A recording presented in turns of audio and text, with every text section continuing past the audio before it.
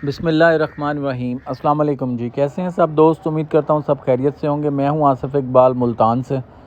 तो आज काफ़ी सारे लोग मुझे मैसेज भी कर रहे थे, भाई वगैरह, और कॉल्स भी आई हैं कि भाई हमें अंदर वाला अपना रूम दिखाएं जो आपने फ्लोर बनाया है बकरी के बैठने के लिए।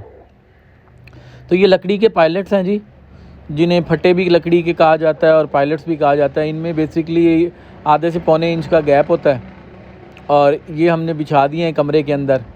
इस कमरे में एक खिड़की है और एक दरवाज़ा है, और बाकी जो इसका गंद होता है ये हम दोपहर में देखें ये बाहर निकाल देते हैं, धूप में ये सूख जाता है, और फिर इसको हम ये जो आगे जगह पड़ी हुई है यहाँ बिछा देते हैं, और ये फट्टों के ऊपर बकरियाँ बैठ जाती हैं।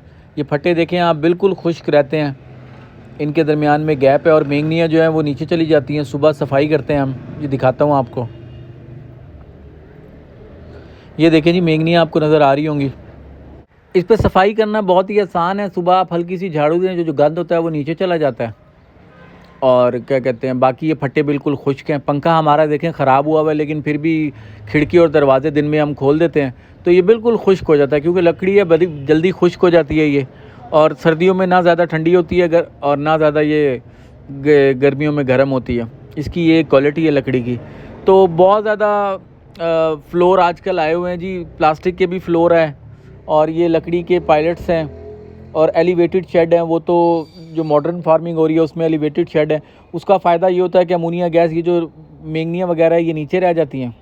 हम दिन में इनका फुजला इकट्ठा करके जी यहाँ फेंक देते हैं।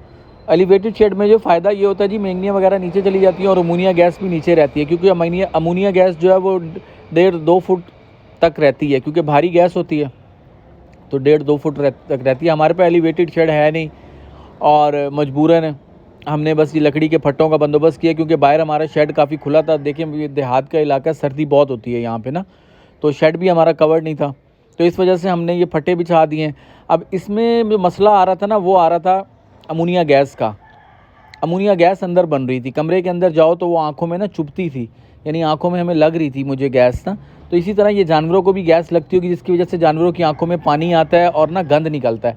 अब आप ये देखें कि अब ये जानवर दिन में बाहर होते हैं, और ये नवंबर का महीना है, और ये पेशाब वगैरह जो करते हैं इनका ये सूखता नहीं है, यानी कच्चा फर्श होने की वजह से, क्योंकि अब आजकल जो स्मोक है और फोग की वजह से धूप इतनी ख़ास नहीं आ रही, तो जिसकी वजह से कच्चा फर्श गीला रह जाता है, जिसकी अगर बकरी गीले पे बैठेगी तो बीमारियां आएंगी।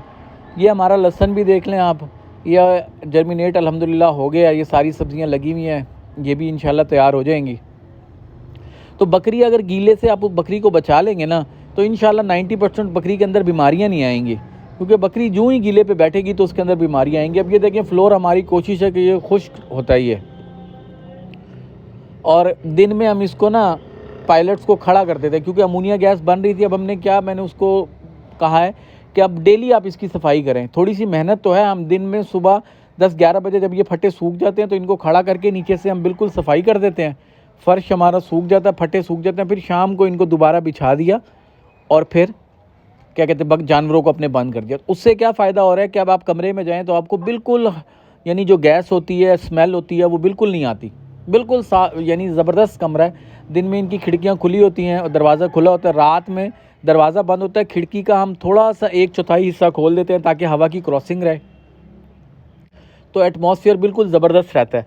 ये थोड़ी सी जी मेहनत है जानवरों के लिए ना, तो जिस तरह हम इंसान अपनी हिफाजत करता है, इसी तरह जानवरों की भी हिफाजत करनी चाहिए। अगर आप उनकी हिफाजत करेंगे तो इंशाल्लाह उनको भी ये बीमारियां नहीं आएंगी, क्योंकि सर्दी में ख़ास तौर पे नज़ला, ज़ुकाम, बुखार, आंखों से पानी आना, ये नॉर्मल सी बात है। अब ये शेड हमारा देखें दोनों साइडों से खुला है। अगले सीज़न इंशाल्लाह हम कोशिश करेंगे कि इस शेड को ना दोनों साइडों से कवर करा के फ्रंट पे तरपाल हम डलवा देंगे। पहली सर्दियाँ थी जी, पहली दफ़ा जानवर रखे हैं, तो मैंने सोचा इनको कमरे में रख के इनकी हिफाजत यानी आसानी से की जा सकती है, बजाय इसके कि मैं इसको खुले शेड में तरपाल लगाता और इतनी तगोदो करता।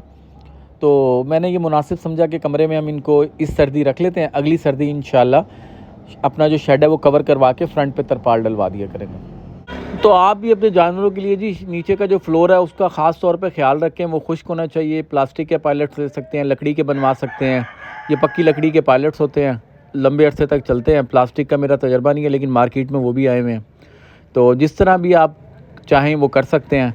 कोशिश करें अपने जानवरों का ख्याल रखें। ये बेज़ुबान जानवर होते हैं, इनकी जितनी आप केयर करेंगे, जितनी इनकी हिफाजत करेंगे, उतना ही ये बीमारियों से दूर रहेंगे और खुश रहेंगे, और इसका अजर अल्लाह ताला आपको देगा इंशाल्लाह। और मेडिसिन में भी आपके पैसों का कोई ख़र्चा नहीं होगा। तो बड़े कहते हैं जी एहतियात इलाज से बेहतर है, बजाय इसके कि हम जानवर बीमार करें, नज़ला ज़ुकाम कोई इस तरह की बीमारियां हैं और उनका इलाज करें, तो बेहतर है हम एहतियात कर लें। तो एक छोटी सी वीडियो थी जी जानवरों के फ्लोर के बारे में। उम्मीद है आपको पसंद आई होगी। मुझे इजाज़त दें, अपना ख्याल रखिएगा। नेक्स्ट किसी वीडियो में हाज़िर होंगे। अस्सलाम वालेकुम।